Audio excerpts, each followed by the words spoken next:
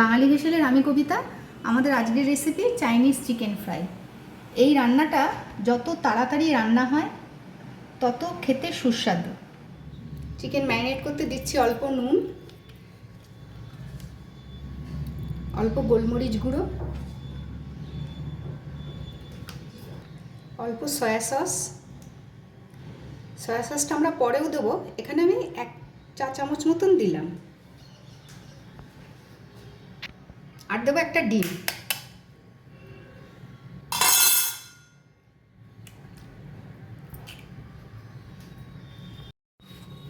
দিয়ে ভালো করে মেখে রাখবো, খুব বেশিক্ষণ না, মিনিট 15।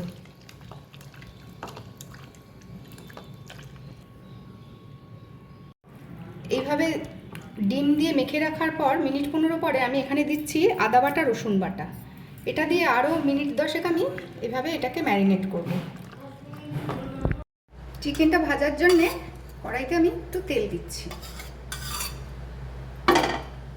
তেলটা ভালো করে গরম করে নিচ্ছি।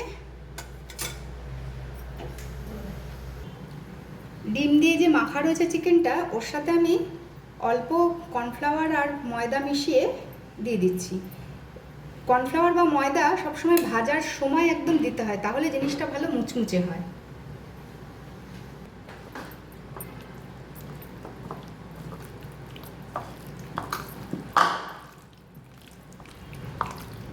তেল ভালো গরম হয়ে গেছে, আমি এবার চিকেনটা ভেজে নিচ্ছি।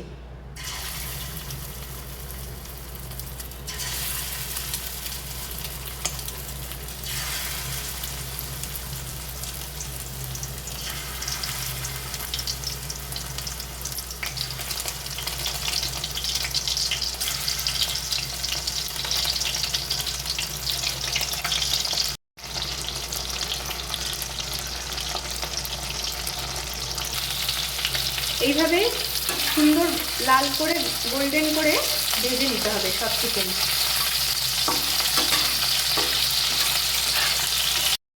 সব চিকেন এরকম সুন্দর গোল্ডেন করে ভেজে তুলে নিয়েছি। এবার কড়াইতে আমার একটু তেল বেশি আছে, আমি এই তেলটা এতটা দেব না, একটু তেল তুলে নিচ্ছি। অ্যাকচুয়ালি তেলটা আমি বেশিরভাগটাই তুলে নেব। খুব অল্প তেল আছে, এই রান্নাটায় খুব অল্প তেল লাগে, আর আমি এখানে অল্প একটু বাটার দিয়ে দিলাম। তেলের মধ্যে বাটারটা দিলে বাটারটা পুড়ে যায় না। এর সাথে দিচ্ছি রসুন কুচি। রসুনটা কিন্তু ভালো করে কুচানো, বাটা নয়।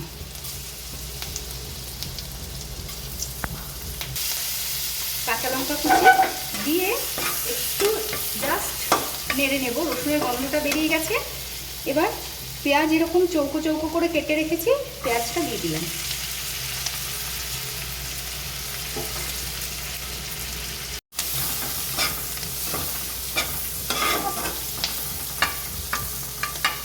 আমি গ্যাসের ফ্লেমটা কিন্তু আমার একদম সিমে দেওয়া রয়েছে, আর নাহলে বাটার দেওয়া যেহেতু পুড়ে যাবে। 3 মিনিট পরে পেঁয়াজটা নরম হয়ে গেছে, একটু দিয়ে দিচ্ছি সরু সরু করে কাটা ক্যাপসিকাম আর টমেটো।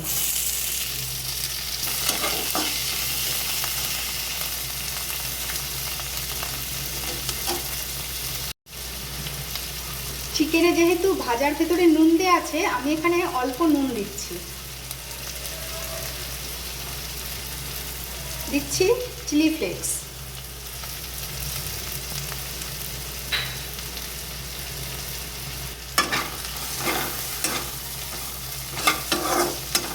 সব সবজি পেঁয়াজ সুন্দর নরম হয়ে গেছে।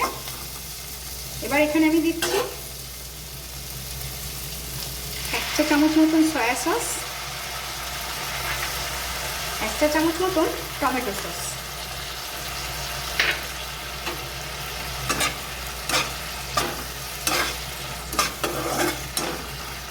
দিয়ে মিনিট 5 সস দিয়ে মিনিট 5 রান্না করেছি। সসটা যেন পুড়ে না যায়, আমি কিন্তু এখানে কোনো জল দিইনি। দিচ্ছি অল্প চিনি, আর না হলে স্বাদ আসবে না। একে তো নুন টক, একটু চিনি না দিলে খেতে ভালো লাগবে না। দিয়ে এবার ভালো মিশিয়ে নিচ্ছি। এই অবস্থায় দিয়ে দিচ্ছি ভেজে রাখা চিকেনটা।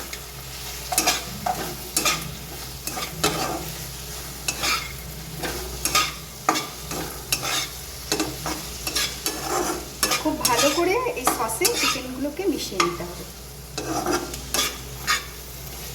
এবার একটু অরিগানো ছড়িয়ে দিচ্ছি।